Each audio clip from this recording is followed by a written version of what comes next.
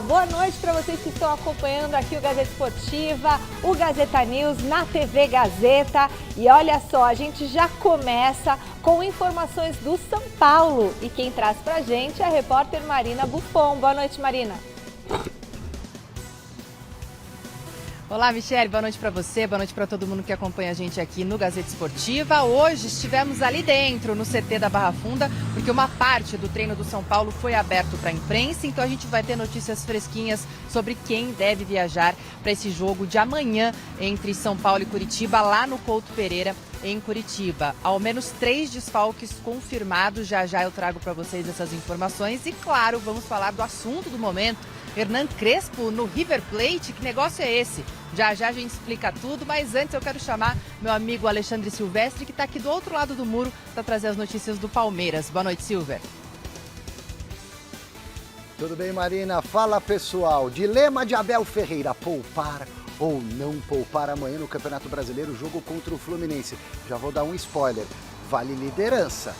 Temos a resposta, o Gazeta Esportiva apurou e já sabemos qual será a definição de Abel Ferreira para o jogo de amanhã. Domingo vale vaga na final do Paulistão, tem clássico contra o São Paulo. E que jogador é esse do Palmeiras que está na mira de clubes da Série A e também do exterior? Vou contar para vocês daqui a pouquinho. O Gazeta Esportiva está só começando, Michele, bora para cima. Tá certo. Bom, é o seguinte, o Gazeta Esportiva de hoje tem muito mais para você. Bora conferir.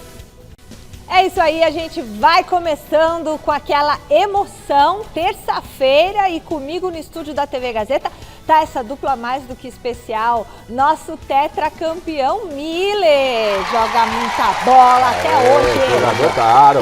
Jogador caro, olha, tá te dando... Grande eu também quero. Aí, pronto. E... nosso xerifão do Mesa Redonda, Osmar Garrafa. Na área. Aliás, Garrafa, domingo, Mesa Redonda, tem prorrogação. Domingo nós vamos com toda a fase semifinal do Campeonato Paulista, horário normal do Mesa Redonda, até as 23 horas. Das 21 às 23 horas, tá certo. Então, eu chamo para o debate você de casa e também chamo para conversar conosco o repórter Alexandre Silvestre, trazendo informações sobre 2 julgamentos que estavam previstos para hoje. Então, eu vou conversar com o Silvestre lá no nosso telão. Boa noite, Silver. Explica para o torcedor alviverde o que está acontecendo. Se for para contar também o Gandula da Neoquímica Arena, seriam 3 julgamentos pelos incidentes do último derby, Michele. O julgamento do Abel Ferreira, que foi expulso no final da partida, ironizou o árbitro, bateu palminhas, e a tolerância agora com esse tipo de comportamento é 0, de acordo com a Federação Paulista. O Abel seria julgado, já cumpriu a suspensão, mas seria julgado hoje, assim como o Luíde, que no gol do Flaco Lopes, o gol da vitória do Palmeiras lá na Neoquímica, foi comemorar e deu um estourão, uma bicuda na bola, que acertou um torcedor atrás do gol, um torcedor do Corinthians, também seria julgado o Luíde, além de um Gandula que entrou na confusão ali, na hora que formou aquele bolinho no final do jogo. Esse julgamento foi adiado, Michele, não temos a data ainda desse julgamento. Informação apurada hoje pelo Gazeta Esportivo. O Palmeiras tem o Fluminense amanhã pela frente pelo Campeonato Brasileiro em Barueri. A Abel vai poupar porque teremos a semifinal do Paulista contra o São Paulo no domingo, vale a vaga na final do Paulistão. Pelas nossas informações apuradas hoje, Palmeiras com força máxima amanhã contra o Fluminense, até porque o Palmeiras é o líder, o Fluminense tem os mesmos 7 pontos, mas perde no critério de saldo de gols. Vale a liderança do Brasileirão, o Abel vai com o mesmo time que começou contra o Capivariano na última partida. Isso é o que revela para vocês o Gazeta Esportiva. Muito obrigada, Alexandre Silvestre. Bom, primeiro os julgamentos foram adiados. Não sei por que adiam os julgamentos. Já não devia resolver, Miller, essa questão? Logo? Por que fica adiando, gente? Seria bom, né, Miller, se tivesse o Tribunal de Penas. Imediatamente, na semana do ocorrido... Já resolve. Já resolve, mas não é assim. Não precisava, né, Michele? Adiar o julgamento, né? Será que é tão difícil? Não é difícil né, julgar essa semana, né? Não sei por que adiou. Deveriam fazer uma determinação. E quanto, o que vocês acham a respeito respeito disso, que o Palmeiras deve jogar com força máxima amanhã, quarta-feira, contra o Fluminense? Olha, Rafa, Michele, eu não vejo nenhum problema, até porque de quarta a domingo, o Palmeiras joga só no domingo, quer dizer, tem muito tempo pela frente, o Palmeiras tem um elenco muito cheio, qualificado, então dá para o Abel jogar com o time titular na quarta e no domingo volta, repete a dose de novo. Claro que na mentalidade europeia, o Abel geralmente ele roda o elenco, né, Garrafa? Então acho que ele deve entrar na quarta-feira com 50% do time titular e 50% reserva. O Palmeiras tem uma situação diferente do Corinthians. Primeiro que ele joga no domingo, o Corinthians joga no sábado. E a outra parte, a outra parte da diferença é o fato do Palmeiras ter um elenco de maior quantidade com qualidade à disposição do técnico Abel. Diferentemente do Dorival. O Dorival vai ter, a gente vai discutir daqui a pouco sobre o Corinthians, o Dorival vai ter problemas. Então, o Abel, mesmo numa mescla, ele leva um time forte para o Campeonato Brasileiro e tem que levar. Tem que levar porque o Palmeiras briga pelo título. O Palmeiras briga pelo título, né? Então, acho que o Palmeiras vai conseguir se virar bem nessa semana aí, quarta e domingo, e ir bem nas duas frentes. Os pontos agora são os mesmos pontos que precisa no final E o Palmeiras briga pelo título, né? Assim, diferentemente do Corinthians, que tem objetivos um pouco, vamos dizer, um pouco menos audaciosos que o do Palmeiras. O Corinthians quer ter um campeonato brasileiro para estar na parte alta da tabela. Flamengo e Palmeiras que vão brigar pelo título, pelo menos até esse momento. É que o Palmeiras, Michele, o Palmeiras junto com o Flamengo, não tem esse problema de elenco curto, de colocar o jogador quarta e domingo constantemente, o mesmo jogador. Ele se dá o luxo de poder, né, ter essa condição de rodar o elenco, tipo assim, tem Vitor Roque, Flaco Lopes, Arias, tem o Sousa no banco, quer dizer. E você tem o Arias, o Miller, o Arias nesse momento no banco de reservas, porque ele ainda não jogou, só jogou uma partida minutos. E não jogou nenhum jogo como titular. Então, veja só, opção de banco é o Arias. Então vamos supor, se o Abel quer, vou preservar o time que jogou no último final de semana. Você vem nada mais, nada menos com o quê? Com John Arias. Então o Palmeiras, o Abel consegue ter essa flexibilidade de mexer no elenco sem comprometer tecnicamente. E ele vem com o John Arias em ritmo de jogo. Aí eu quero saber isso justamente. O Arias jogou 10 minutos aí no último jogo. Você acha que ele já deveria jogar mais agora, Miller? Sim, até porque, Michele, ele está em ritmo de jogo. Se ele está em ritmo de jogo, que ele vinha jogando na Premier League... Não vai machucar. Não tem problema de ritmo, falta de ritmo de jogo. Então... eu acredito que quarta-feira ele vai colocar o Arias como titular. Se quarta vai colocar, eu até discuto. Agora, domingo contra o seu São Paulo, Miller, é John Arias. Aí tem que ir Aí, Arias. Abel, não tem conversa. Tem um jogador da qualidade do Arias, contratado a peso de ouro. Você vai fazer o quê? Pra mim, tem que jogar no final de semana. Eu começaria com ele entre os titulares, Michele. Agora eu queria saber uma coisa do jogador. Porque a gente aqui, jornalista, a gente sempre fala, faz diferença jogar um dia antes, porque o Corinthians vai jogar no sábado. Qual que é a diferença? Tem muito essa diferença para o atleta jogar no sábado, por exemplo, na quarta e no sábado, ou na quarta e no domingo? Eu sei a questão do descanso, mas interfere tanto assim mesmo, o jogador? Olha, Michele, quanto mais tempo, assim, pra 2 recuperar? dias a mais de recuperação, faz muita diferença, claro. Faz Mas diferença. é um dia. Agora, eu não vejo muita diferença assim, por quê? Porque o elenco do Corinthians são jogadores jovens. Não tem jogador 35 anos, 36 anos, não é? O Palmeiras é diferente, o Palmeiras tem um Gomes, que está acima de 30. O resto é tudo molecada. Quer dizer, então aguenta, né? Aguenta, o Dorival joga na quarta-feira à noite. Sim. E vai jogar no sábado à noite. Você iria com o elenco titular, do Corinthians? Não, titular, aí eu mesclava, porque ele não tem elenco. Ele vai ser eu iria obrigado. com o time todo reserva. Então, aí o Dorival, por conta do elenco que é curto, ele vai ser obrigado a ir com o time reserva para poupar para decisão. Aí até tudo ele bem. ele não ia. Aí ele tá certo. Eu até porque ele vai pegar o Novo Horizontino, que é a gente vai aguardar o noticiário do Corinthians, mas acho que o Dorival vai acabar mesclando, né? Até conversava com o Salazar lá na redação e a ideia talvez seja mesclar, mas daqui a pouco a gente fala do Corinthians. A questão é, se vocês querem o Arias, quem tem que sair? Para mim, disse ontem, tem essa opinião. Sairia Maurício, porém, ele sinalizou, né, Miller? No jogo, na estreia do Arias, no final de semana, e na própria coletiva, que nesse primeiro momento, ou Alan ou o Arias. Eu tiraria o Maurício e gostaria de ver o Arias e o Alan entre os titulares.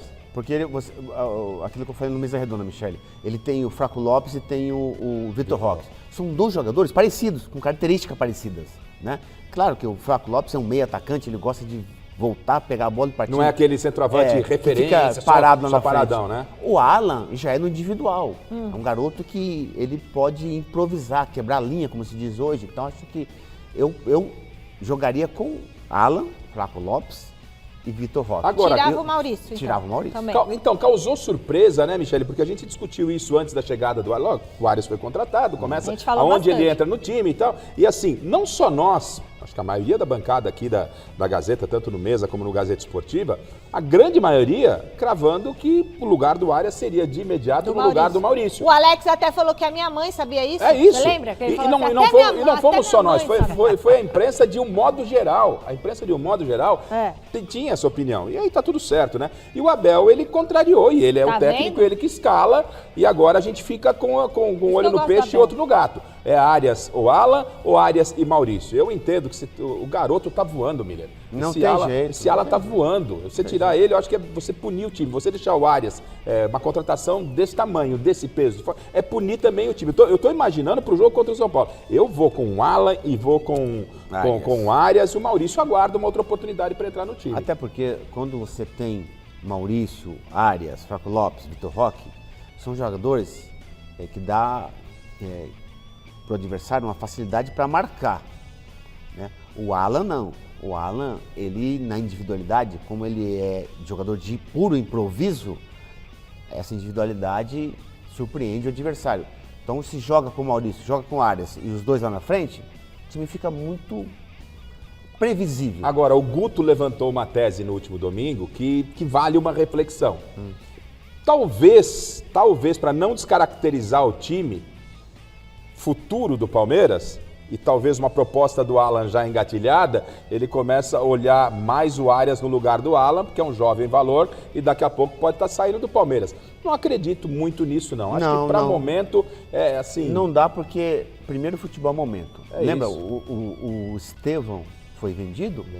O Hendrick. E jogaram. Continuava jogando, né? Jogaram até o final do campeonato. E corre o risco do Flaco sair antes do Alan, porque depois da Copa do Mundo, ele pode ser vendido, Sim, né, o gente? Flaco Lopes é novo, bom jogador e vai para a Copa do Mundo. Quer dizer, é um jogador mercado. Atlético de Madrid É um jogador de mercado. O Alan é um jogador de mercado, porque mais jovem ainda do que o Flaco Lopes. Agora, claro, né, que o Palmeiras não precisa vender esses jogadores. Se ele perde, depois da Copa, como você está falando, o Flaco Lopes, aí é uma grande perda. Agora, o Abel, ele tem as suas convicções, e o treinador tem que ter as suas convicções, obviamente não ficar ouvindo o que o torcedor fala, a rede social, e até mesmo nós jornalistas que também temos as nossas opiniões. Ele está lá no dia a dia. Né? Ele que está no dia a dia.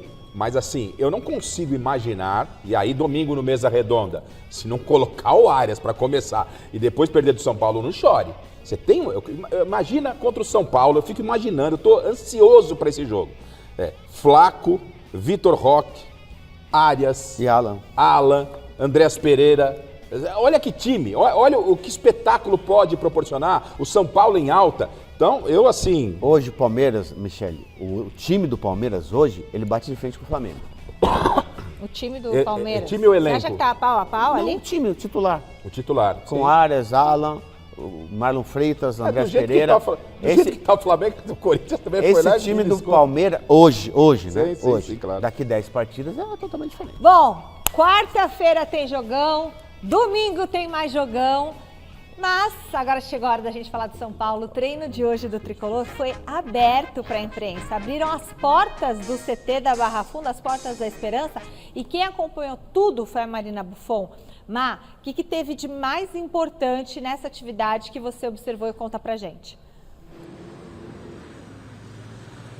Michele, você sabe bem como é que é, né? A gente só teve acesso àqueles primeiros 20 minutos, onde acontece ali mais o aquecimento, brincadeira entre o elenco e tudo mais, mas a gente pôde sim prestar atenção em algumas coisas. Então, primeira coisa, amanhã o São Paulo tem esse jogo importante do Campeonato Brasileiro contra o Coritiba, lá no Couto Pereira, 7h30 da noite. São Paulo, que é o segundo colocado na tabela do Brasileirão, com 7 pontos, atrás justamente do Palmeiras. Por isso, o Silver falando também sobre poupar ou não poupar, pensando nessa liderança do Campeonato Brasileiro. Brasileiro. São Paulo também vive esse dilema, mas a gente sabe de 3 desfalques confirmados. O primeiro deles, Danielzinho, desgaste elevado, não vai viajar amanhã, não vai viajar hoje para esse jogo de amanhã. Também não viajará o Alisson, volante que estava envolvido na troca com o Corinthians, enfim, está com uma virose, também não vai estar à disposição do Hernan Crespo para essa partida, assim como o Luca, que já não esteve à disposição no duelo contra o Bragantino pelo Paulista, está com dores na coxa esquerda. Eles 3, portanto, não viajarão. Agora, a depender dos critérios técnicos, outros jogadores também podem ficar de fora, justamente pensando no clássico, no choque rei de domingo contra o Palmeiras. Mas confirmados são esses 3 atletas que não jogarão amanhã, Michele. Beleza, Marina, obrigada por todas as informações. Fala, Garrafa. O São Paulo já tem uma situação diferente, eu penso diferente daquilo que eu imagino para o Palmeiras para esse meio de semana, com o Fluminense e o Majestoso no final de semana. O São Paulo tem Coritiba e o Majestoso. O Majestoso não, o derby com o Palmeiras. Choque rei. O choque rei. O Palmeiras, o São Paulo não tem o elenco que tem o Palmeiras. Também tem que ir com tudo reserva? O São Paulo não briga pelo título do Campeonato Brasileiro, não é a prioridade. É claro que você quer fazer um bom Campeonato Brasileiro, não estou falando para abandonar o Brasileiro, você tem que ficar na parte alta da tabela, não ficar correndo risco de rebaixamento. Mas para o São Paulo, das competições que ele vai disputar na temporada, o Paulista é algo palpável, Então, eu preservaria, né? Você vai lá, conversa com fisiologia, departamento médico, eu preparo o time para enfrentar o Palmeiras. Eu quero os melhores jogadores a 100% de condição para enfrentar o Palmeiras. E aí eu tento montar com o que sobrou, entre aspas, o jogo para o Coritiba. Eu fosse técnico de São Paulo, diretor de São Paulo, prioridade é o jogo contra o Palmeiras. Vamos tentar ajustar um time certinho para enfrentar o Coritiba, mas tem que chegar voando, inclusive com o Lucas no tapetinho, né? Aliás, isso é o que eu queria muito saber do Miller. Primeiro, se o Lucas Moura deve jogar no sintético, porque no ano passado ele se machucou justamente no gramado sintético, mas aí era no Allianz Parque e foi justamente no Paulistão também. E se você entende que tem que ir com um time misto ou reserva? Lá em Curitiba, o Caleri, Lucas, Luciano e o Danielzinho, esses 4, eles não devem jogar. O Caoli deve estrear, né? Que é um bom jogador. Esse aí, para mim, vai ser titular futuramente. Ah, tá. Ele deve estrear lá contra o Curitiba, né? E por se tratar de uma decisão, lá em Barueri, o Lucas tem que jogar. Tem que jogar. Tem que jogar, é decisão. Não tem jeito de fugir. Bom, com a saída do Fernando Diniz, o Vasco já tem um alvo para assumir o comando técnico do clube. Quem, Michele? Quem? Falei ontem aqui, né? Seu amigo, né, Tetra? Segundo informações do jornal O Globo, Renato Gaúcho foi sondado pelo time carioca, iniciou conversas aí com a equipe, né? E a direção vascaína fez o primeiro contato com o comandante para saber da disponibilidade dele, o interesse em assumir o cargo, mas ainda não foi feita uma proposta oficial. O Renato Gaúcho está sem clube desde setembro de 2025, quando ele saiu do Fluminense. E aí eu pergunto pro jogador, você conhece muito bem o Renato Gaúcho. Sim. Boi Preto conhece Boi Preto, né? Renato Gaúcho, você acha que aceita ir pro Vasco? Olha, Michele, eu não sei se ele vai aceitar. Manda um WhatsApp para ele, vai aí pra gente dar essa informação. Se eu fosse ele, eu recusava. Por quê? Porque o time do Vasco é fraco. O Ryan, jogadorzaço, foi embora. O time do Vasco é muito limitado tecnicamente, vai sofrer nesse Campeonato Brasileiro. Se o Renato aceitar, ele não vai fazer milagre com aquele time, não. É difícil. Fernando Diniz, de igual modo, o Vasco no Campeonato Carioca, ele patinou no Campeonato Carioca, várias partidas que eu assisti. Então, acho que o Renato Gaúcho não deve aceitar esse convite. Beleza. Bom, o goleiro Hugo Souza entrou para um seleto grupo no Corinthians desde que defendeu 3 pênaltis contra a Portuguesa. Vamos conferir.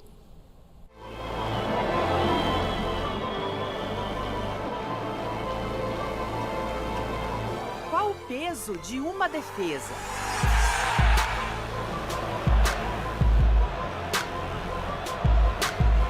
Para Hugo Souza, cada pênalti defendido com as cores do Corinthians o coloca mais alto no ranking de ídolos.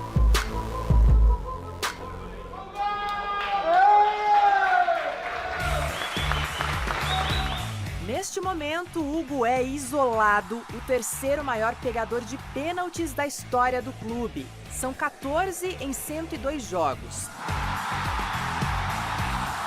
3 deles só na classificação do Alvinegro diante da Portuguesa nas quartas de final do Campeonato Paulista no último domingo.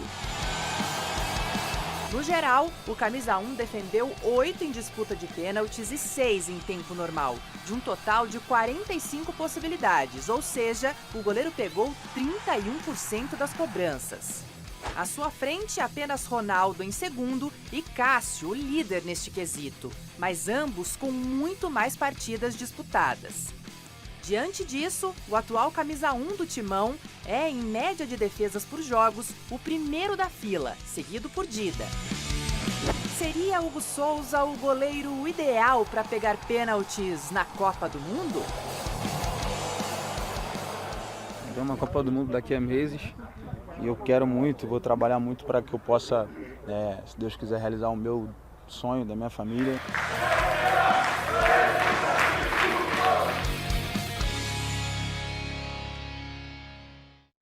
Garrafa, eu não sei, mas assim, olhando os números e o desempenho do Hugo e a identificação dele com a torcida, ele continuando no Corinthians depois da Copa do Mundo, porque eu acho que ele vai ser convocado, ele tem grandes chances de se tornar um dos maiores goleiros da história do clube, não tem não? O pouco tempo que o Hugo está no Corinthians já demonstrou, já deu provas sobre isso. Agora, eu acho que eu não quero banalizar, né? Até em respeito ao Hugo, o Hugo vai à Copa do Mundo porque é pegador de pênalti. O Hugo é um baita de um goleiro. Né? Segurar a bucha que ele segurou no Corinthians não é para qualquer um. Tá? Vamos que essa história, vai porque vai disputar pênalti. É claro, tá vendo um momento espetacular, é um pegador de pênalti, mas ele tem várias qualidades. Ele é um baita do goleiro, tem personalidade, assumiu o gol do Corinthians com a saída do Cássio, depois daquele papelão que o Carlos Miguel fez no Corinthians. Ele chegou com muita personalidade e aí é herói no jogo contra a Portuguesa e dá aquele abraço na fiel corintiana. Então, foi linda aquela sabe, o Hugo, pra mim, tem que parar, Miller, com essa história de que, na minha opinião, que é só catador de pênalti. Ele é um belíssimo goleiro e tem que ir à Copa do Mundo por ser um belíssimo goleiro. E depois lá, o Ancelotti que se vire para ver quem é o titular. É bem verdade que os pênaltis, né, contra a Portuguesa determinaram a classificação do Corinthians. Sim. Mas na partida, o Hugo fez várias defesas boas. Quer dizer, tecnicamente ele é um bom goleiro, né? Então você não pode limitar ele como estereotipar, catador de pênalti. Só não. Porque é pênalti, não, né? Não, ele junto com o Rossi, o argentino do Flamengo, são os goleiros que mais são especialistas em pegar pênaltis. O Hugo e o Rossi do Flamengo, né? Mas os dois goleiros, tecnicamente, eles são muito bons. E o Hugo deve ir para a Copa por conta da sua qualidade técnica dentro do gol. Acho que isso é importante a gente deixar claro, né? Porque tá todo mundo com essa história, não, o Hugo vai para pegar pênalti. Não é um defensor só de pênalti, né? Ele é um goleiro que já demonstrou personalidade, liderança. Ele tá num time com vários problemas, como tá o Corinthians. Sabe lidar com pressão. Sabe lidar com pressão, perfeito. E tá cumprindo o seu papel até muito bem. Até porque se um treinador de seleção brasileira, ele vai para a Copa do Mundo já pensando em pênalti, ele está limitando a sua equipe. Já tá na derrota, né? Sim, claro, não está confiando em que vai ganhar no tempo normal. E falando em Copa do Mundo, tá chegando, né, gente? A CBF está perto de acertar a renovação de contrato do técnico Carlo Ancelotti. Hoje, o presidente da entidade, Samir Chaudhry, explicou os motivos para negociar um novo acordo com o treinador italiano. O que nós queremos como eu sempre falo, nada de imediato, mas sim um trabalho, uma construção. Então a gente acredita que um ano é muito pouco para desenvolver um trabalho realmente que deixe frutos, que deixe resultado. E aí eu pergunto para o Garrafa e para o Miller, não é cedo, não é precipitado já renovar com o Ancelotti? E se ele perde, se de repente já é eliminado logo no começo da Copa do Mundo? Porque olha, o Ancelotti ganha 10 milhões de euros por ano. E aí, eles estão cogitando renovar até 2030. E tem um bônus de 5 milhões de euros caso ele ganhe o Hexa. Então, assim, claro que já estão renovando aí nessas... Ele é um treinador, um dos mais bem pagos do mundo. Sim. Então, você acha certo já renovar agora? Espera depois da Copa? Não acho certo. Todos os treinadores, na Copa passada, todos os treinadores que chegaram e não venceram a Copa do Mundo, todos foram demitidos. Pegaram Depois da Copa. chapéu e foram. Todos foram demitidos. Então, é muito precipitado renovar agora, não renovaria com o Ancelotti, né? Deixa acabar a Copa. Ele quer ficar e a CBF quer renovar. Então, espera acabar a Copa do Mundo, aí senta e conversa. Se caso o Brasil não vence o Hexa esse ano, eu trocaria o treinador. Tem que ver a campanha, não tem, Garrafa? Eu, na maioria das vezes, concordo com o Miller, mas nesse caso eu tô discordando. Entendo que a CBF acerta sim. Ela tem hoje, talvez, um dos principais técnicos do futebol mundial, não é? Um cara que tem uma história gigante, um cara que é maior do que qualquer jogador da seleção brasileira, tanto que ele não está sofrendo pressão nenhuma que qualquer treinador sofreria referente ao caso Neymar. Para ele a pressão vem, nem bate nele. Ele é hoje, né, no cargo de seleção brasileira, maior do que qualquer jogador. E você condicionar um trabalho, a gente cobra sempre aqui, condicionar um trabalho à Copa do Mundo, eu acho que a ideia começa a ser um pouco mais profissional. Eu apoio essa decisão da CBF. Mas são mais 4 anos, Garrafa. Mas ele pegou aqui, ele pegou o carro com o pneu furado e teve que trocar com o carro andando. Agora, se ele vai pegar um outro ciclo, eu acho que a gente reclama tanto de planejamento da Confederação Brasileira de Futebol. Aí a hora que vem um presidente, no caso Samir Chaldi, e coloca um planejamento, uma ideia, quer dar um ciclo inteiro ao Ancelotti, o Tite teve 2 ciclos para dirigir a seleção brasileira. Enfim, eu vejo com bons olhos, sim. Acho que a seleção brasileira vai ficar em boas mãos. Se realmente se confirmar, o negócio está muito bem encaminhado, eu acho que é uma boa. Eu esperaria. Eu esperaria acabar resultadista, a senhora é resultadista, né? Então, sou mesmo, tem que ter o Hexa e aí eu renovo. Ou uma boa campanha. Porque vai que faz um vexame, vai que não monta a equipe direito. Porque, Miller, uma coisa é amistoso, outra coisa é jogo, certo? Sim, exatamente. A Copa do Mundo, o nível da Copa do Mundo é uma dimensão totalmente diferente, né? Você joga com os melhores jogadores do mundo, né? Contra os melhores jogadores do mundo, então é outra história. Eu esperava, se eu fosse presidente, espero, deixa acabar a Copa do Mundo, aí eu vou ver. Eu gostaria de ver, pós-Copa do Mundo, o Brasil não vencendo, outro treinador. O atacante Neymar falou pela primeira vez depois da eliminação do Santos no Paulistão. Vamos conferir. Ô Neymar, qual o sentimento que se tem depois da eliminação e agora ter o jogo contra o Vasco, né? Tristeza. Sentimento de tristeza. Valeu. Obrigado, Neymar. Valeu. Falou o quê? Ele falou tristeza. Eu acho só que tem que tomar cuidado para não colocar o Neymar como maior do que o Santos, né? Porque todo mundo fica assim, aquilo que você falou ontem, que parece que o Santos vai comemorar se o Neymar for para a Copa do Mundo, mas e o Santos? Tristeza. A torcida do Santos está triste, né? Talvez se posicionar nesse momento, teve a oportunidade ali de dar uma entrevista, falar algo mais concreto, não é? É muito vago, eu acho que aí é uma falta de respeito com o próprio torcedor santista, que tem que entender que quem realmente está triste é o torcedor santista, né? Tá vendo os seus rivais aí na fase semifinal do Campeonato Paulista, o Santos brigando por rebaixamento, fica de fora também da semifinal do Paulista, e ele, como o Neymar, que é uma marca muito grande, o torcedor gostaria de ouvir algo do Neymar, mais do que falar tristeza. Enfim. 2 coisas aqui, Rafa, Michele. O Santos precisa de reforço. Precisa reforçar, colocar bons jogadores ao lado do Neymar. Senão, o Neymar não vai conseguir jogar.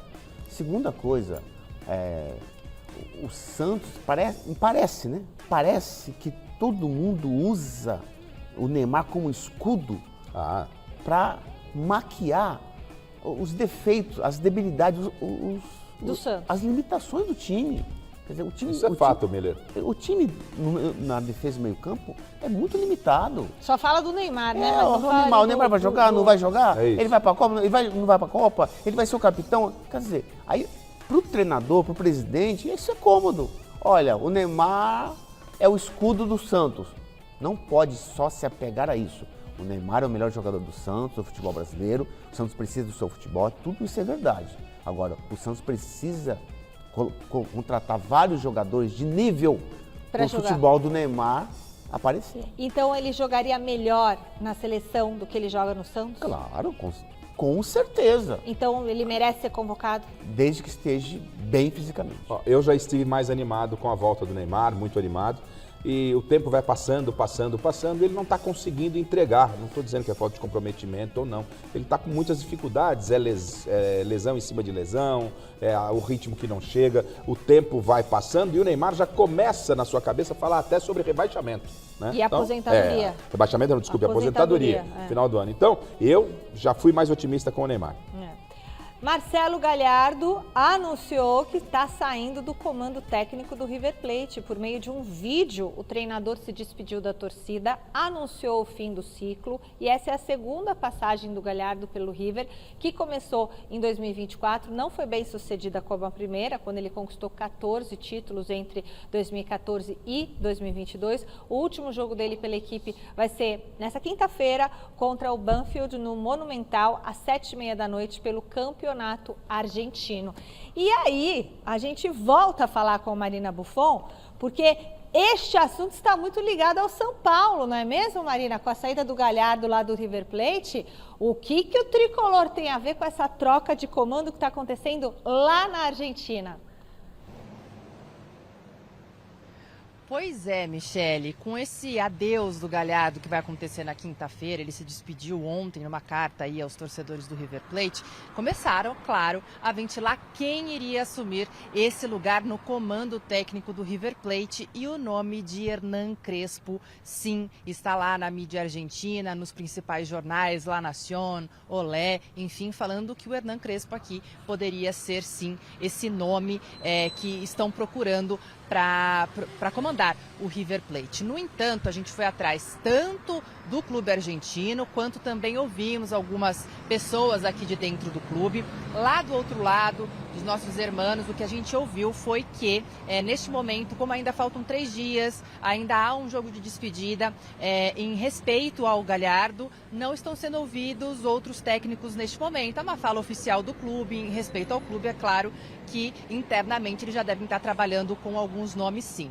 Já aqui no São Paulo, há muita tranquilidade sobre a permanência do técnico Hernán Crespo, que já disse em outros momentos que gostaria de treinar o River Plate, que é o clube do coração dele, onde ele foi revelado, onde ele tem uma história, mas este não seria o momento. O Crespo está bem aqui, gosta de viver em São Paulo e, mais do que isso, ele tem uma multa rescisória. O contrato do Crespo vai até o final do ano. Ele tem essa multa rescisória de 4 salários dele e também 2 salários por membro de comissão técnica. Portanto, o São Paulo entende que é muito difícil ele sair neste momento, ainda mais com o clube em alta. Outros nomes que também foram cogitados: Eduardo Cudê, também o Santiago Solari, que hoje está sem clube, e também Ramon Dias, ex-Corinthians. Michele. Beleza, Má. Miller, você que conhece muito esses bastidores do São Paulo, que vive caminhando lá pelo Morumbis e tudo mais, tem algo de concreto? Você acha que o Crespo pode ir embora para o River? Não. Não? Não, porque, o Crespo está bem no São Paulo, não vai querer sair, e também o Cudê está na frente dele. O Cudê está no Alavés da Espanha, mas o Cudê está muito bem cotado para assumir a panquina do River. Agora, chegar uma proposta para ele, Miller? Sim, sim. Se você acha que chegar uma proposta, pode balançar ele, pelo que você conhece das estruturas lá? Pode balançar, até porque o River é um clube muito rico. O River é um clube muito rico. Pagar 4 salários não é nada pro River. Pro River, 1 minuto paga isso aí. Mais da comissão ali. Mas eu acho que o Cudê está na frente do Crespo. Agora, a questão que me atenta aqui é o seguinte. Claro que os dirigentes do São Paulo, né, foram questionados aí pelos jornalistas, setoristas e tal, e a resposta era: estamos tranquilos. Lá dentro, de informação que você tem de bastidores, que é legal como a Michele falou, você acha que eles estão tão tranquilos assim, sabendo da ligação que o Crespo tem com o River? Sim, é jogador do River, tá? Não, o São Paulo não é que tá tranquilo, tá esperando, né? Entendi. Esperando para ver o que vai acontecer. O River, você tem uma ideia, o primeiro treinador que ele foi atrás não foi nem o Crespo, tampouco o Cudê. Foi o treinador Domingues, que está vindo para o Atlético Mineiro, que ele é muito bom treinador. Ah, o Domingues. Ele é muito bom treinador. O River fez proposta oficial para ele. Pro Domingues. Só que ele já tinha fechado com o Atlético e ele é um cara de palavra. Tanto é que ele está vindo para o Atlético. Já fechou com o Atlético. Sim. Mas o River queria porque queria ele. Eduardo Domingues. Ele é um excelente treinador, o Domingues. Excelente treinador. Esse aí, Agora esse zoom em torno do Crespo, você acha que não atrapalha pro Choque Rei aí? Não, absolutamente. Não, né? Absolutamente. O Crespo está tranquilo. Para mim, o Crespo por ele não sai. E o São Paulo, em relação ao Crespo, o Crespo não tá mais balançando igual tava quando falou aquilo lá dos 45 pontos. Agora tá tudo bem, né? Não por conta dos resultados que Então, vieram. mas é aí que eu vou chegar. E se é desclassificado, né? Em termos de Aí futebol começa. brasileiro, né? Eu acho que se chegar uma proposta concreta, do River e tal, tem que estudar e pensar muito bem, porque a verdade de hoje no futebol brasileiro, principalmente para treinador, em relação à palavra da diretoria, a verdade de hoje não é a verdade de amanhã. Sim. Então daqui a pouco já perde no Palmeiras aí na semifinal do Paulista, a cabeça já vai a prêmio.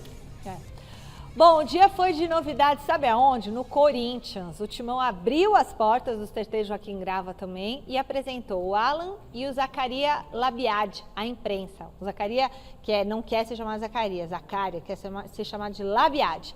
E agora o Salazar vai contar para vocês todos os detalhes. Olha só.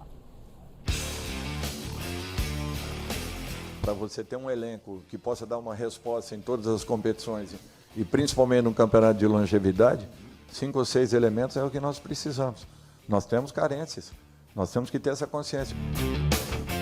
Dorival Júnior pediu e não dá para dizer que não foi atendido.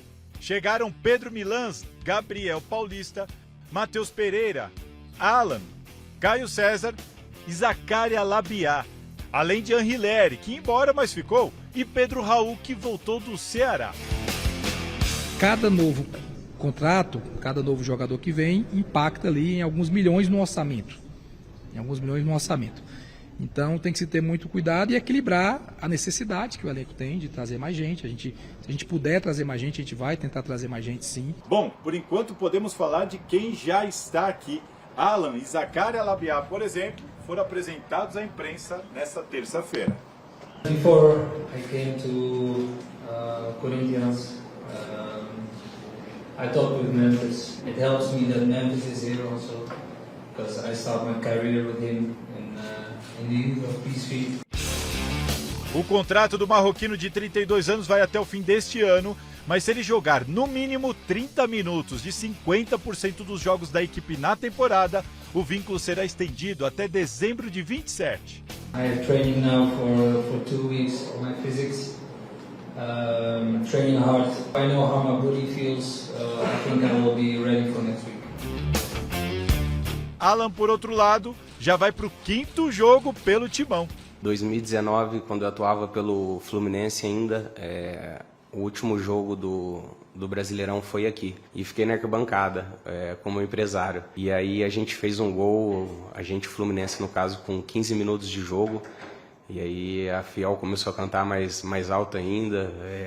Aqui tem um bando de louco. Aí eu olhei para ele e falei assim, se vira. Você vai ter que fazer eu jogar aqui um dia. Contra o Cruzeiro nessa quarta-feira, Dorival deve apostar em um time misto, sem poder contar com Yuri Alberto, Caio César e Matheus Pereira, lesionados. Mas a ideia é não abandonar o Brasileirão e justamente usar esse elenco reforçado para buscar os pontos no Mineirão. Como é legal, né? A gente poder conversar com o jogador, fazer aquele bate-papo. Primeiro, sobre o Alan. O que vocês acham do jogador? E vocês viram, né, que a torcida do Corinthians que foi a responsável por dar essa vontade dele jogar no Timão. Fala, Miller. O Alan teve uma boa temporada no Atlético Mineiro, depois no Flamengo ele se intimidou com a grandeza dos jogadores, não jogou. E agora no Corinthians ele tem uma grande chance, né, de voltar, né, a se reencontrar com o seu bom futebol que o consagrou no Atlético Mineiro. É um jogador, na dinâmica de jogo, ele é lento. Ele precisa acelerar o seu jogo para jogar no Corinthians. E jogar no Corinthians nós sabemos que a pegada é totalmente diferente. Para o Corinthians foi uma belíssima contratação dentro da realidade do Corinthians, dos problemas que ele tem, não é? E sobre o confronto e o Dorival, a montagem do elenco, deve fazer um misto, mas eu só vou dizer uma coisa, Dorival, o Corinthians não tem condição de abraçar todas as competições. A prioridade da semana para mim, ela é clara, transparente, ela é cristalina. É o jogo contra o Novo Horizontino. Não estou dizendo que você tem que ir lá entregar o jogo contra o Cruzeiro, pelo amor de Deus, não é isso. Mas você tem que pegar, entender o grupo para chegar contra o Novo Horizontino com o que tem de melhor. E aí preservar algumas peças na partida contra o Cruzeiro. Não desgastar jogadores que podem entrar desgastados se jogarem na quarta-feira e depois no sábado. Não desgastar esse tipo de jogador. E sobre o Zaccaria não querer que... Labiad, ele não quer que fala Zaccaria, ele quer que chame ele de Labiad, o marroquino. Labiad. Deixa eu ficar quieto. Bom, ele jogou com o Carrilho no Sport, jogou com o Cássio. É mesmo? Ele quer jogar. Isso é uma das coisas que eu acho. É um companheiro de profissão. Eu acho que uma das coisas que fez ele querer vir pro Corinthians tanto é porque ele quer jogar a Copa do Mundo lá pelo Marrocos. Então ele vê uma oportunidade de estar num time grande e ser chamado pra Copa. Bom, a oportunidade está dada a ele. Sobre essa história de não querer chamá-lo de Zaccaria mais, é um direito que ele tem, mas já pegou. Eu tô vendo a Fiel, se ele jogar bem, Zaccaria, o Zaccaria é da Fiel. Não vai ter jeito, filho, já pegou. Zaccaria é mais forte que o Labiad. Eu acho que vai. Tem mais a cara do Corinthians, Zaccaria, né? É o Mussum, Didi, Dedé. É maravilhoso o Zaccaria. Fica Zaccaria lá. Vamos ver o que ele pode produzir. De repente é um jogador que pode chegar para ajudar. Né? Lembrando que o campo não tem muro. O que significa isso, meu? Não dá para se esconder. Jogador. Bom, tá bom, vamos continuar aqui. O ex-atacante Viola foi condenado a 3 anos e 10 meses de prisão em regime aberto por posse ilegal de arma, num processo ocorrido em 2012, quando a polícia encontrou o material na casa dele. A pena foi revertida em serviços comunitários. O ex-jogador ainda pode recorrer. Você que acompanha o Gazeta Esportiva já está por dentro da rescisão de contrato do volante Martínez, né? Com o Timão, toda aquela novela e tudo mais. Mas teve novidade hoje, viu? O fim do acordo do atleta com o Timão foi oficializado pela CBF. Acabou, gente, tipo divórcio. A partir de agora, o jogador não tem mais qualquer vínculo, qualquer relação com o Corinthians. Por esse acordo de rescisão, o Corinthians vai pagar para o Martínez 30% do que o jogador teria a receber de salário entre fevereiro e dezembro desse ano, além de arcar com a cirurgia no joelho dele. No ano que vem, quando o volante ainda teria contrato, ele não vai receber aí mais nada. Tá certo, né? Ainda bem que acabou a novela. O Corinthians conduziu bem esse processo. Eu lamento demais pelo Martínez e pelo Corinthians, porque o Martínez, ele não é um belíssimo jogador, mas para a realidade do Corinthians, ele ajudou muito, principalmente naquela partida contra o Vasco da Gama. Tivesse a cabeça no lugar, estaria jogando no Corinthians hoje, seria bom para o Dorival, mais uma opção, né? Não o Corinthians vai morrer porque não vai ter mais o Martínez, mas acho que o presidente agiu de forma correta, a rescisão era inevitável. Melhor. Não poderia ser diferente, né, Garrafa? E no futebol de hoje, Michele, clube grande, esse tipo de comportamento não cabe mais. Não cabe. Não tem jeito. Atrasou 4 vezes. Não foi uma. Nem Foram 2. 4. Nem 3. E agora essa última, ele ficou 2 meses lá na Venezuela. 2 meses. Deixava o Dorival no vácuo. E chegou machucado ainda, quer dizer, então, ele pediu para ir embora.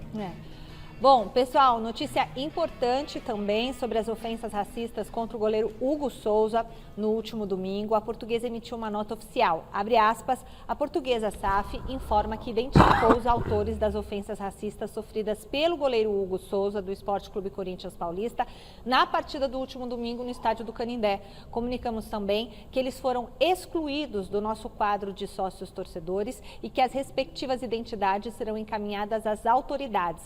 Reforçamos o nosso repúdio aos atos que não representam os nossos valores e os de nossa torcida e não toleramos qualquer tipo de comportamento discriminatório. Fecha aspas, parabéns para a Portuguesa que agiu rapidamente nesse caso aí do Hugo Souza, porque racismo não é e não pode ser tolerado. A gente volta a conversar agora com Alexandre Silvestre e a gente vai falar sobre o mercado da bola do Palmeiras. Silvestre, tem uma pergunta que o palmeirense fica se fazendo. Vai ter ou não vai ter mais reforços vindo por aí? O clube quer mais reforços ou já encerrou com a chegada do Arias? Vou passar a bola para o vice-presidente do Palmeiras, o Paulo Buozzi, que falou a esse respeito. A janela de transferências aqui para o Brasil termina na próxima terça-feira. Resta, portanto, uma semana, dia 3 de março, fecha a janela aqui para o Brasil. Palmeiras contratou 2 caras até agora e gastou aproximadamente 200 milhões de reais. Marlon Freitas e John Arias. Belíssimas contratações. Ano passado o Palmeiras gastou 700 milhões ao todo em 2025, incluindo o Paulinho, com 12 reforços. Será que o Palmeiras parou por aqui? Com a palavra, o Buozzi, vice-presidente do Palmeiras. Eu falo que a gente está satisfeito com o que a gente tem, mas a gente não sossega. A presidente não cansa em fazer o melhor para o Palmeiras, em ter o melhor Palmeiras, mas não dá para prometer algo que a gente não tem concreto. É isso que eu quis dizer. Não tem concreto, mas tem encaminhado, é encomendado. O zagueiro Nino do Zenit da Rússia, que passou pelo Fluminense, campeão da Libertadores, está negociando com o Palmeiras um plano de carreira, mas só viria no meio do ano, não nesta janela. O Zenit não quer dispensar o jogador agora. O Palmeiras necessita ainda, internamente analisando, de um lateral direito e de um volante de marcação, Michele. Bom, agora é o seguinte, Thiago Salazar traz para nós uma mudança no contrato do Corinthians com o patrocinador master do clube. Olha só. Pois é, Michele, o contrato que o Corinthians tinha com a empresa de casa de apostas Esportes da Sorte iria até 2027, foi estendido agora até o final de 2029, com algumas alterações importantes. Um exemplo, neste ano de 2026 o Corinthians receberia cerca de 84 milhões de reais. Com esse novo contrato, garantiu o recebimento de 160 milhões de reais. A partir do ano que vem, o Corinthians tem uma receita mínima oriunda desse patrocinador de 140 milhões de reais. E se alcançar algumas metas pré-estipuladas em bonificações, como por exemplo metas esportivas ou de vendas, o Corinthians pode aí garimpar cerca de 200 milhões de reais. É o segundo maior contrato entre um clube e um patrocinador master do Brasil, apenas atrás do vínculo que tem o Flamengo com outra casa de apostas. E outra grande diferença é que antes a Esportes da Sorte depositava para o Corinthians cerca de 1,5 milhão de reais por mês, destinados exclusivamente para o salário de Memphis Depay. Agora não tem mais isso. O Corinthians aumentou a receita, mas recebe ela de maneira integral e utiliza da maneira que bem entender, sem este repasse exclusivo a uma contratação, que no caso seria ao Memphis Depay. Tá certo, Michele? Volto para vocês. Vocês viram que interessante? Então agora o Corinthians aumentou aí, renovou com esse patrocinador master, mas antes uma parte desse dinheiro era para pagar o salário do Memphis. Agora vai direto para o Corinthians e o Corinthians, claro, a gente imagina que vai pagar o Memphis, né? Mas o Corinthians tem coisas muito importantes também, pendências, dívidas, né? Contrato com o Memphis que vai se encerrar, dívida lá com o Garro, o Tadjeres, isso é uma prioridade para ele não tomar outro transfer ban. Se tiver na hora ali do caixa, né? Não, precisamos... Ih, transfer ban. Ah, vai tá o dinheiro do Memphis. Oh, espera um pouquinho, Memphis. Vamos fazer assim. Se eu fosse o Memphis, eu ficava preocupado, porque receber direto do patrocinador, o dinheiro não passava pelo Corinthians, mas na emergência, passando pelo clube, vai aonde? Na prioridade. Exatamente. Qualquer transfer ban que chegar, será prioridade. E o Memphis vai ficar no final da fila. Infelizmente. O Corinthians está conseguindo, acho, dentro de todas as dificuldades que tem, lidar bem com tudo isso. Tá, porque, ó, no início do ano quitou pendências aí de 41 milhões de reais em relação ao Matias Rojas. Aí depois tem mais essas pendências do Memphis, que são 30 e tantos milhões. Claro. Pendência de Garro, 30 e tantos milhões. Não se discute, Michele. O presidente Osmar Stabile tem tentado colocar a casa em ordem, mas é o que eu digo, Miller, cada gaveta que ele abre, né? Sai um jacaré, tem um abacaxi, aí complica. Não, mas tem que ver que o Memphis que está sabendo lidar com isso. Não é nem o Corinthians, porque o Corinthians deve para o Memphis, mais de 30 milhões, é muito dinheiro. Quase em 40 milhões. Exatamente. O Memphis que está sabendo lidar com isso, porque ele não está preocupado, continua jogando bem. Sabe que em alguma hora vai receber, né? O México vive clima de insegurança depois que El Mencho, um dos maiores traficantes do país, foi morto pelas forças de segurança na cidade de Guadalajara. O cartel Jalisco Nova Geração tem instaurado um caos na segunda maior cidade do país, local onde serão sediados os Jogos da Copa do Mundo agora no meio do ano. Hoje, a presidente mexicana Claudia Sheinbaum foi questionada sobre as condições para receber as partidas do torneio. Sobre esse tema, uma última pergunta. Questionada sobre a Copa do Mundo, a presidente Cláudia Sheinbaum garantiu a segurança dos torcedores e disse que não há riscos. Não há nenhum risco para os visitantes.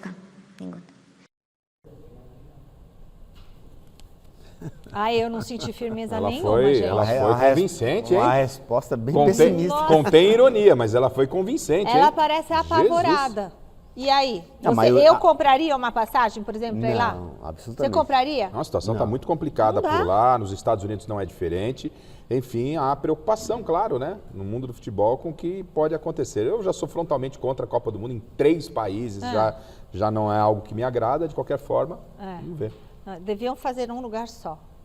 Põe eu tudo gosto muito mais. Num país e é não muito resolve. melhor, muito não melhor. Mais fácil. Para a pessoa poder ir, como poder o próprio evento, mas Copa do Mundo jogos. a gente sabe que é política, né, Miriam? Exatamente. Então tem que agradar todo mundo. As imagens são assustadoras. A presidente, com todo o respeito que ela merece, ela fala que garante a segurança de quem vai chegar para acompanhar a Copa. Você não está conseguindo garantir a segurança de quem mora lá? A maioria dos estados no México é comandado por...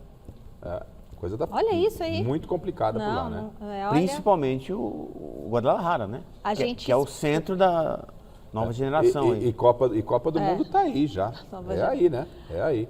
A gente espera que essa situação se resolva, principalmente pela população que está vivendo lá, vivendo nesse clima de terror, mas a presidente, infelizmente, não pareceu nada convincente para resolver toda a situação. Foi uma resposta protocolar. Tem um jogador do Palmeiras que está brilhando, está chamando a atenção de outros clubes no Paulistão, mas ele não está vestindo a camisa do Verdão. E eu estou falando do Rômulo. Silvestre, o meia pode render um dinheiro para o clube?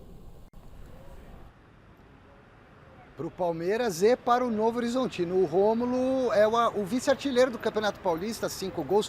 O Palmeiras contratou o Rômulo em 2024, justamente do Novo Horizontino. Não deu muito certo por aqui. Emprestou esse ano o Rômulo lá para o Novo Horizontino até o final da temporada, com a liberação garantida em caso de proposta, ou seja, o Novo Horizontino não tem muito o que fazer. Se chegar a proposta, o Palmeiras quiser vender, o Palmeiras vende, o Novo Horizontino fica com 30% da venda, porque o Palmeiras comprou por 6 milhões de reais 70% do Rômulo. E tem gente interessada no jogador do Novo Horizontino, que na verdade do Palmeiras está emprestado ao Tigre. Quem responde, quem revela é o vice-presidente do Palmeiras, o Paulo Boazzi. Fala, Paulo. Nós tivemos várias propostas pelo Rômulo nesse período que ele está no Palmeiras, né, que ele esteve no Palmeiras e é jogador do Palmeiras. A gente acredita muito no Rômulo, é um grande jogador, está dando mostras disso, né? Então, acho que o Rômulo é uma joia que a gente tem e vamos trabalhar muito bem ela, está muito satisfeito com ele e tenho certeza que ele vai dar muita alegria ainda para o palmeirense. Várias propostas, pelo menos 2, uma de fora do exterior e uma de time da Série A do futebol brasileiro. Matéria exclusiva no site Gazeta Esportiva sobre novo patrocinador para estampar a marca aqui, ó, no costado dos jogadores acima do número. Só conferir lá no nosso site gazetesportiva.com. Tchau, volto no Jornal da Gazeta. Tchau, Silvestre. Pelo que o vice falou, acho que então não vai vender o Rômulo, Eu não né? entendi. É uma joia do Palmeiras, vai dar alegria ao Palmeiras, tem muitas propostas, mas não está jogando no Palmeiras. Mas não está no Palmeiras. Não vai jogar no Palmeiras. Não vai? Sim, foi uma confusão daquela. Se tivesse que jogar, eu teria jogado. Já teve a sua chance, o Rômulo teve sua chance e não conseguiu jogar. Bom, pessoal, é isso. Muito obrigada, nosso tetracampeão Miller. Muito obrigada, Osmar Garrafa. Você sabe, amanhã o Gazeta Esportiva começa às 6 da tarde e já bombando, com notícia exclusiva e quentinha pra você. Combinado? Então eu te espero. Siga as nossas redes sociais e fique agora com o Jornal da Gazeta. Tchau. Tchau, tchau.